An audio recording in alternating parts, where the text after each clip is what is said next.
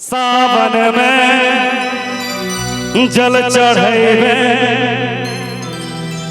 निमन कनिया मिलतो रे। सावन में जल चढ़ेबे निमन बोर मिलतो। आपको तो बोर मिल गया, जिसको नहीं मिला है उसके लिए। जी जी सावन में देखिए, आप जब गाना खत्म होने वाला है तब देखिए क्या हो। सावन में जल चढ़ेबे, ठीक है निमन, ठीक है निमन बोर मिलतोगे। सावन में जल चढ़ेबे निमन बोर मिलतोगे। भोला बाबा के कृपा से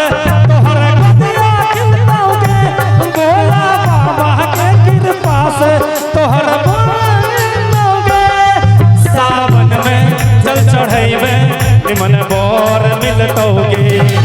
सावन में जल चढ़ेबे निमन दुल्हा मिलतोगे। भोला बाबा के कृपा से तोहर गतिया खिलतोगे।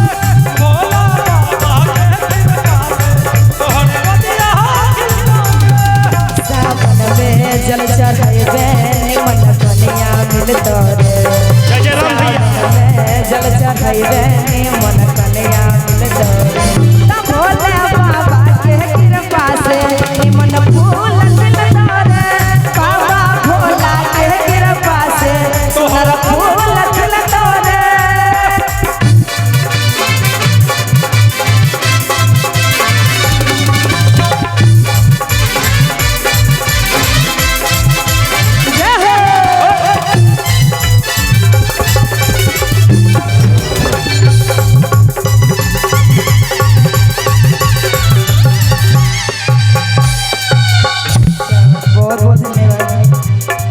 कांधे कांवर उठाए बाबा के जल चढ़ाए, जोगिया के मनाई है। धूप दीप जलाए बेल पत्र चढ़ाए, गौरी माई के मनाई है।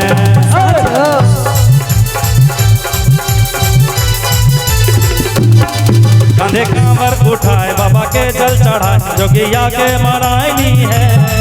धूप दीप जलाए बेल पत्र चढ़ाए, गौरी माई के मनाई है। अब आंधी या तूफान जिंदगी के जोर नहीं लतोगे। आप आंधी या तूफान जिंदगी के जोर नहीं लतोगे। भोला बाबा के कृपा से सोहर फूल खिलतोरे। बाबा भोला के कृपा से निमन कनिया मिलतोरे।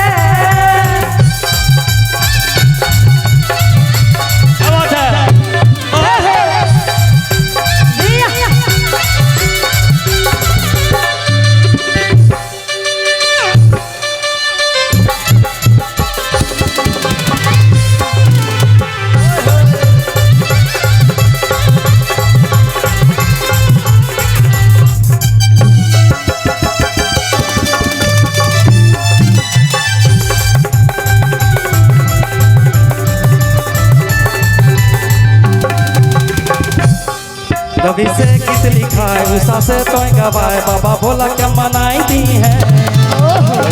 बजाए नया गाना दिखा, गौरी माई के मनाई दी है।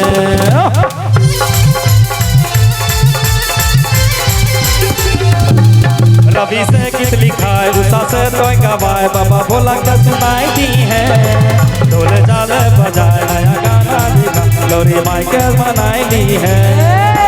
जिंदगी के चदरिया शिव गौरी सीतोगे। फाटल जिंदगी के चदरिया शिव गौरी सीतोगे। देखिए कितना अच्छा लाइन है। फाटल जिंदगी के चदरिया शिव गौरी सिलतोगे।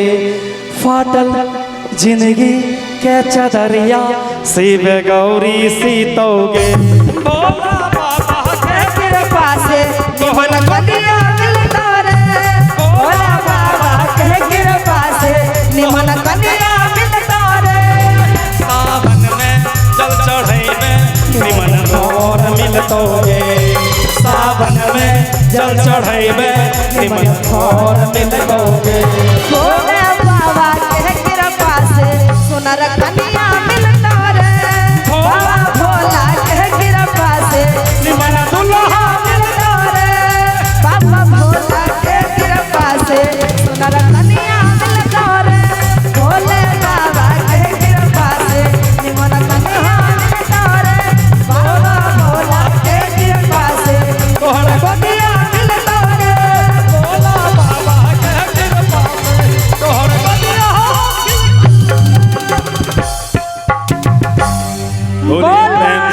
शंकर भगवान की जय हो।